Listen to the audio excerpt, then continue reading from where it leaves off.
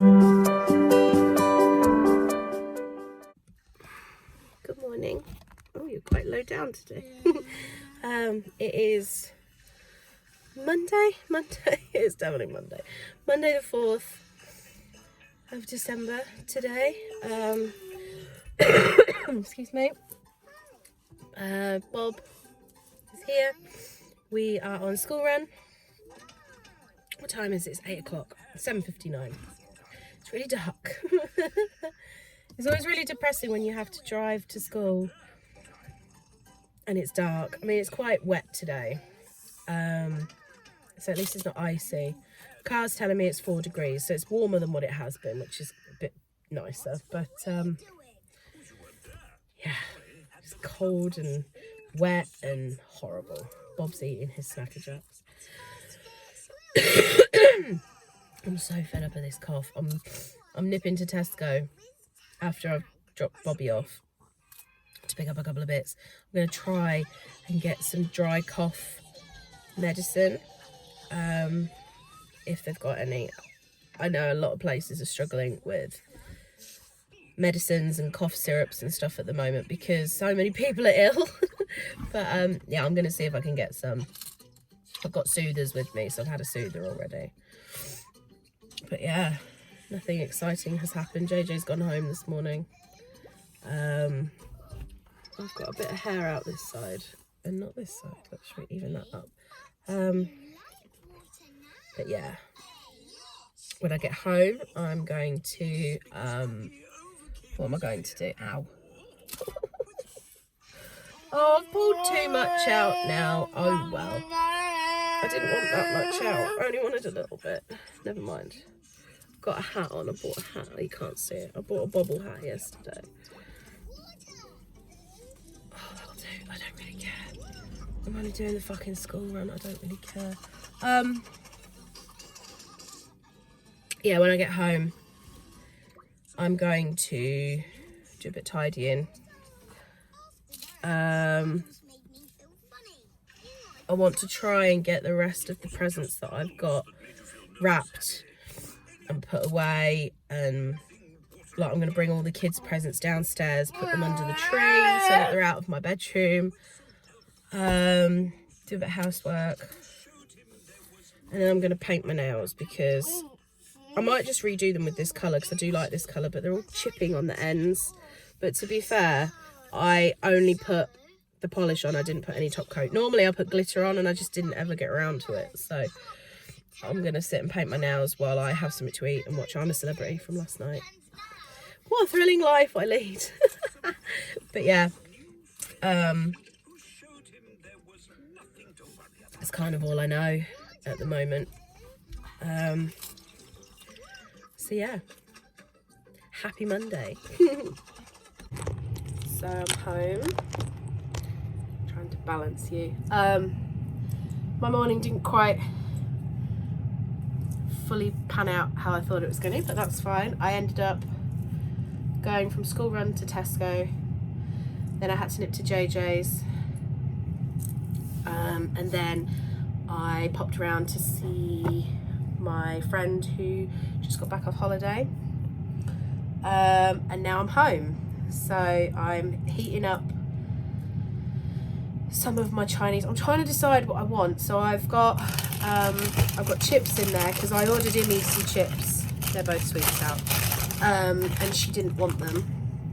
So I've got chips in there. I've got some leftover McDonald's that me and JJ got. It's been a really bad weekend. A couple of days ago.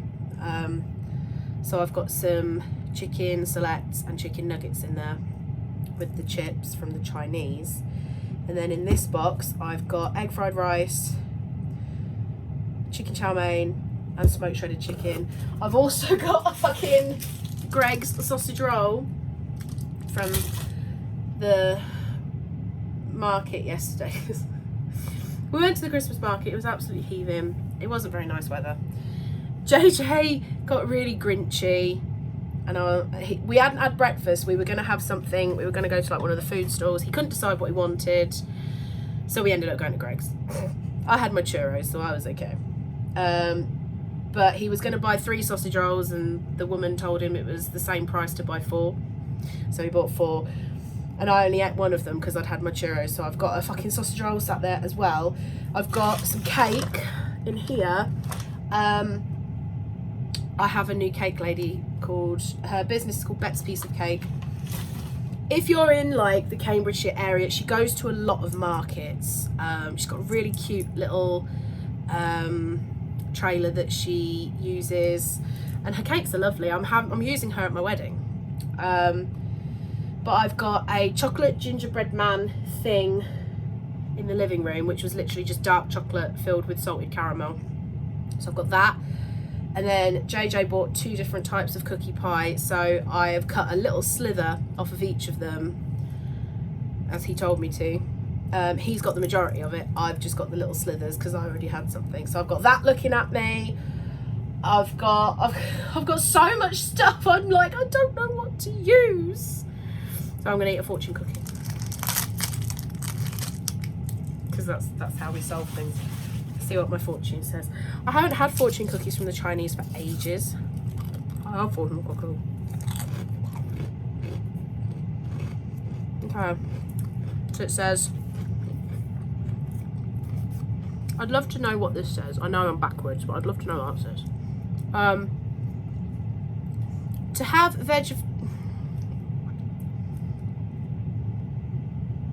have vegetarian food tomorrow brings good luck. There we go. I should eat some vegetarian food tomorrow. I can do that. I couldn't go vegan because I'm super fussy. But I could go vegetarian if I had to, because then I can still eat cheese and eggs and drink milk and stuff. I couldn't go full vegan because I'm too fussy. I don't really eat vegetables. I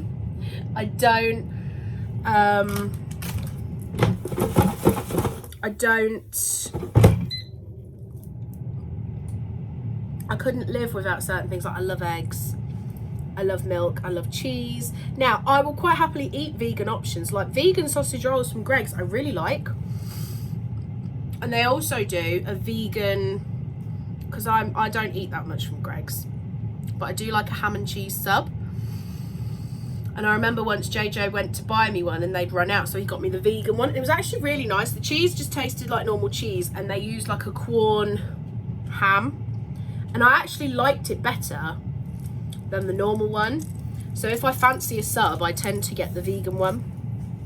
But yeah, I'm trying to decide if I just want chicken and chips or if I might save the rest and have that for tea later. But this is nearly done, apparently. Who else has an air fryer? Yeah, I think they're done. I absolutely love my air fryer. I've had 3 now. I had one and it wasn't big enough, so then I bought a second one. And then when I moved here, I have got less counter space here than what I had at my previous house. So I bought a new, bigger one. But then when I'm cooking for me, JJ and Imi, it's not enough. And I gave one of my old ones to my mum. And I've still got my other old one, so that one then comes back in. And then when we move in together, JJ's got one, so we'll potentially have 3 air fryers. It's mental. Like, when we eventually live together, I've got 2 coffee machines here and a velvetizer from Hotel Chocolat. He's got 3 coffee machines at his, plus a spare one. So we're going to have 6 coffee machines and a hot chocolate machine. It's ridiculous. I've got a Dolce Gusto and a Tassimo. He's also got a Dolce Gusto and a Tassimo. And he's also got a Nespresso. But they only do coffee. There's no hot chocolate in an espresso, and I don't drink coffee or tea. I only drink hot chocolate. But yeah, who needs 6 coffee machines in one house? It's ridiculous. We're gonna have to get rid of some. I keep going to walk away and I'm really sorry, so I'm going to say bye because I'm going to plate my food up, but I'll talk to you a bit later. We're here again at the school. I'm currently cross stitching. This cross stitch is doing my fucking head in. It's, I don't know if it's me or if it's the pattern, but like, I'm really struggling to follow this one. Now, I've been cross stitching for years, like maybe 9-10 years, and I love it. I enjoy it. I still do it, and I've used lots of different patterns over the years, and some are better than others. One of my favourite pattern creators is the Witchy Stitcher. I've done quite a few of her designs, and I've got loads more still to do, and I've wanted to do this one for a while. It's when it's finished, it's going to be like a haunted house with like bats and ghosties and stuff. It's really cute. She did another version of this, which is like a festive one, so it's got snow and stuff on it. This one's got snow, but it hasn't got like candy canes and stuff, so I'm not doing that one. I'm just doing the normal one. I didn't want to do like a Christmas only one just yet. But I'm really struggling. Now, normally her patterns are lovely, they're easy, so that's why I don't know if it's me, but I am really struggling because there's lots of intricate details on this one. Lots of different levels because you've got a house and you've got trees and stuff next to it, and I'm really struggling with like the structure of the house and of the trees, and I keep losing where I am. I've already had to move one bit that I stitched in the wrong place. I've had to frog it. It's called frogging because I don't actually know why it's called frogging. There is a reason why it's called frogging, but it's basically where you go back through the stitches that you've already done to undo them rather than just unpick them. So I've had to do that, and I'm not wanting to pick it up. I mean, that's all I've done so far. So this is going to be the haunted house. I've got the blood moon and some of the bats, and this is part of one of the trees. It's going to go further down, but I've just really struggled with counting the stitches and seeing where it all goes. And now that I've got more down, it is starting to take shape, but I'm really struggling with this one, and it's making it unenjoyable. And when I find a stitch unenjoyable, it makes me not want to do it. I did one for my dad. I'll put a picture in. I did a Lancaster bomber for my dad because my dad was adopted and he never met his real dad because his real dad, my granddad, died in World War II. He was a fighter pilot and his plane was shot down, and he flew a Lancaster bomber. So they've always been really special to my dad. So I bought a kit, really, really detailed kit. And I think I had it for about 2 years. I was going to do it for Father's Day, and then I just couldn't. I never got on with it. And then I thought, you know what, sod it, I'm going to get it done. And I gave it to him for Christmas 2 years ago. Not Christmas just gone, the Christmas before. And he loves it. And it's up in the spare bedroom with all the other Lancaster pictures and stuff that he's got. And that was challenging because it was a lot of different colours but very similar, so lots of different types of green, lots of different browns, etc, etc. And the only way that I could get myself through that was to keep taking progress photos, because I would spend 4 hours stitching on it and I didn't feel like I'd got anywhere. But when you take progress photos of it, it kind of shows, yes, you have. You've got a bit further. And I can see that I'm progressing with this, but I'm just really struggling. This, in comparison to that bloody Lancaster, is like a piece of piss, but it's not. Because you have to make sure that you get your spacing right, and you have to, if you get one stitch in the wrong place, when you're then trying to line something up next to it, like if I got one stitch in the tree wrong and then I'm trying to count, well, it's supposed to be 10 spaces between that branch and that part of the house, and it's only 9 because I've stitched it wrong, it could throw you out. And it is, this one, it's, I was really looking forward to doing this one, and I'm not enjoying it.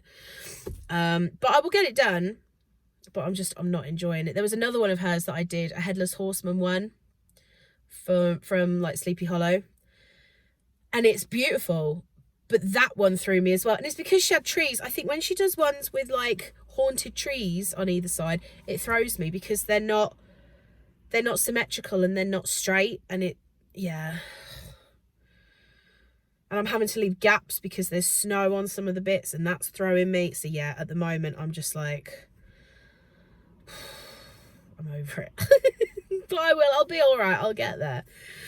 But it's just doing my head in. But I will put in a picture of the Lancaster, so that you can see what I did. And I will put in a picture of the Headless Horseman as well. If you're interested, if you want to see any of my other cross stitches that I've done, please let me know, and I will kind of do like a show and tell, like Tony Hart style. Only older people will understand that reference. And kind of show you some of them ones that I've done. I think at the moment in my completed folder I've got over 100 cross stitches that I've done, which is mental to think about. But I love it. I love cross stitching. I'm just struggling with this one. I'm really annoyed. I've got another cross stitch that I've started twice, an Elvira one, and I started it, no idea where it went. So then I started it again, and now that one's gone missing as well. No idea where the fuck it is. So twice I've started this fucking cross stitch, and both times I've lost it. So I need to do it again for a third fucking time, and it's really irritating me because I want to get it done, but I keep losing it. And there's a Skeletor / He-Man one that I've been working on for about 2 years that I still haven't finished. I've got a really detailed Henry VIII one that I want to do, but I end up starting other things. I can't help myself. I've just done one for a friend of mine who works at Bobby's school. His old TA in nursery. I did 2 for her when Bobby left nursery, because she was with him for a good couple of years and she was amazing with him. So I did 2 cross stitches for her of her dogs, and she absolutely loved them. And then her daughter-in-law saw them, and they've got a dog, and she was, oh my god, I love it, I really want one. So I've just done one for her, which I think she's being given for Christmas. So I've done that, and then rather than going back to the Skeletor one that I'm in the middle of, I'm like, oh no, I'll just start a new one. I can't help myself. I can't help myself. And I keep buying threads and flosses, and then I go to do another cross stitch, and you think, oh, they're the same colours as the colours that I bought for my last project, and they're not. So then you have to buy more, and I'm just like, oh, for fuck's sake. So yeah, I feel like I spend my life buying threads, but then I still don't have all the threads that I need, and I don't understand why. Sorry if you're not into cross. This has got very boring for you. I'm really sorry. I don't talk about cross stitch on here very often. 9 minutes talking about cross stitch. But yeah, I'm going to shut up and I'll talk to you later, but not about cross stitch.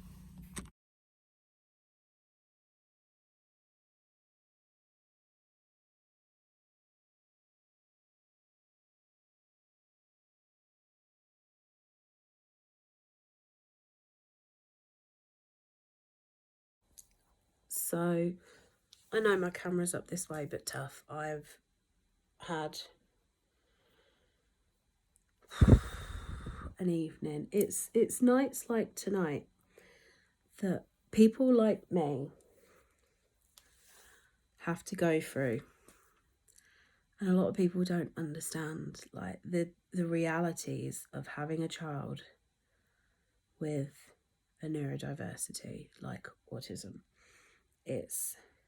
I'm not saying having a child who is neurotypical, or if you don't know, like, the lingo, normal. I don't like using the term normal because Bobby is normal, but in this instance we will use the term typical children struggle to go to bed. I understand that. But when you've got an almost 6-year-old who is nonverbal,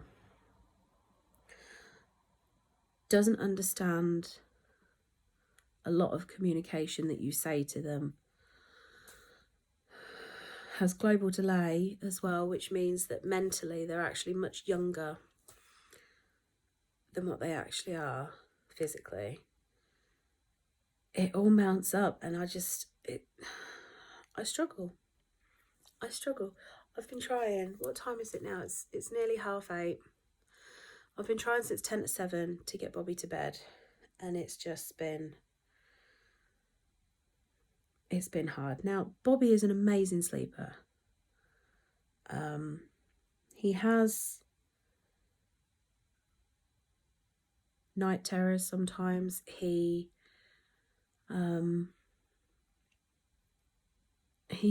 struggles during the night, but normally he's quite easy to go to sleep.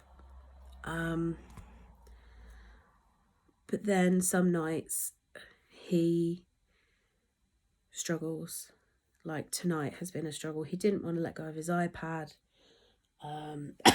Sorry, I'm still chesty. He didn't want to let go of his iPad. He wanted me to carry him to bed, but he didn't want me to carry him to bed. He was kicking out. I'm trying to carry him up the stairs. He's kicking out. Getting him in bed. He's kicking his bed, kicking his toys, and he doesn't understand that if he does these things, it will hurt him. But I managed to, after it took 2 attempts, I had to bring him down the first time, but I managed to get him in bed. Tried giving him his usual toys, didn't want any of them, didn't want the blanket on him, didn't want anything, wanted his bottle but didn't want to drink it, wanted his Snacker Jacks but didn't want to eat them. It's the not knowing that's the hardest. If he could just tell me, like, he'll take my hand and he'll kind of just push it. So I'm pretty good at reading him. So, like, when I'm trying to get him to go to sleep, sometimes I'll stroke his head, stroke down the bridge of his nose, and that makes him sleepy, but he knows it makes him sleepy. So he kept pushing my hand away. So I was like, okay, you don't want that. Then he was kind of putting my hand to his tummy. So then I was stroking his tummy. Then when he'd had enough of that, he sort of turned and he tried to put my hand to his back. So then I was stroking his back. But then he'd had enough of that, so he pushed my hand away. So then I tried to leave and he broke down, didn't want me to leave.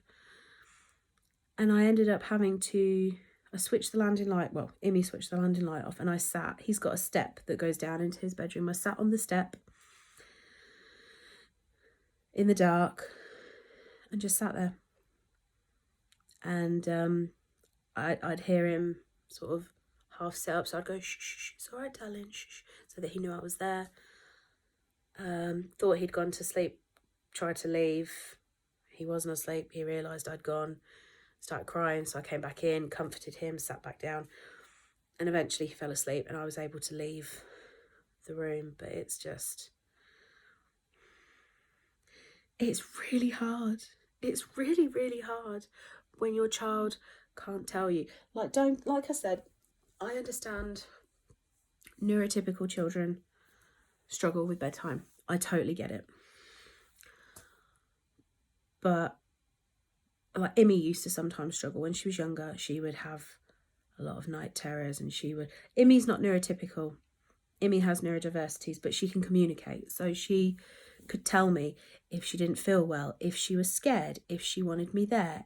She could tell me what she wanted. Bobby can't. he can kind of guide me. But like if he's got a headache or he feels sick or he just wants me to stay with him, he can't physically tell me. He can't say, Mum, I'm feeling really scared. Can you sit with me? He can't tell me that. I have to just guess. Everything is a complete guess, and it's really, really hard. It's really hard. And it's quite alienating in a way. It's quite a lonely existence. Like, I've got him to sleep. I'm now downstairs. I'm talking to a phone because I feel really alone, and I feel defeated. I feel like a failure. I feel like I can't give my son what he needs, and I know I can. I know I'm a good mum. I know I'm a good mum, and I do absolutely everything that I can for both of my children. But when you have times like that, it makes you question everything. And mum guilt is a thing. Mum guilt is really real, and it makes me feel like I'm not doing what I'm supposed to do. But I know I am. But you can't help it. And I feel like I failed because he wasn't happy when he went to bed, and it's not my fault and it's not his fault. He can't help the way that he is. He can't help that some nights he doesn't want to go to bed and he wants to show his authority. He can't help that. But yeah. I like to try and be honest and real with you guys, and I'd like to hope that there are people who watch my videos who have children with disabilities or neurodiversities or challenging behaviours, that sort of thing, just so that they know that they're not on their own and that it is hard, but you're not the only one who's going through it. There are so many of us who are going through it, and you haven't done anything wrong. But it's hard. I could sit here and cry, but I'm not going to because he's asleep. He's fine. He had a drink. He had food. He had toys. He was in a comfortable bed. The house is warm. I was with him. He didn't need anything. He wasn't without anything. He just... Sometimes you just need to be upset. Like, sometimes he'll just cry. He'll randomly cry. Friday, I took him into school and he cried. He still did everything though. Like, the normal routine is he has to have his pushchair. So I take him in his pushchair to the door, get him out of his pushchair. He gives me a kiss. He goes in. And he still did all of that Friday, but he was crying while he did it. Sometimes he just feels the need to cry, and I think that's because he doesn't understand emotions, which a lot of autistic people don't. And sometimes it feels nice to have a cry. Sometimes it's a release. You can't be happy all the time. It's not normal. So I think he goes through the motions just to balance himself, if that makes sense. I feel like I'm rambling. I'm really sorry. But yeah,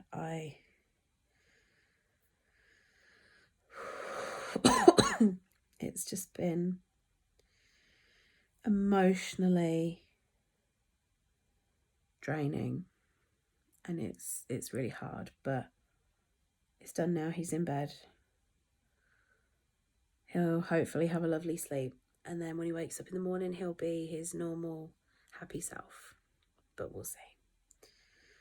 But I'm going to end the vlog there. I feel like this has been quite a long one because I've rambled a couple of times today, but hopefully tomorrow's vlog will be happier.